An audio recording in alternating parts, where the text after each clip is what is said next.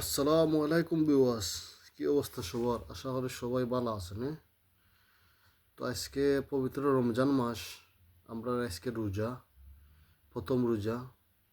তো আমি জানাই সবাই রমজান মুবারক, রমাদান মুবারক। যে যেখানে থাকবা আমার পক্ষ থেকে আবারও জানাই রমাদান মুবারক। আর আশা করি সবাই সুস্থ থাকবা, শান্তি থাকবা, ঠিক আছে? নামাজ কালাম করবা, আর রমজান মাস আইছে, সবার লগে মিলেমিশে থাকবা, ঠিক আছে? সুন্দরভাবে চলবা, যেন রমজানটা আমরা সামনের রমজান ইনশাল্লাহ আল্লাহ হায়াতুন দিন, সামনের রমজান আমরা পাইতাম, ঠিক আছে? আল্লাহর কাছে বেশি বেশি করে দোয়া করবা একে অন্যের জন্য।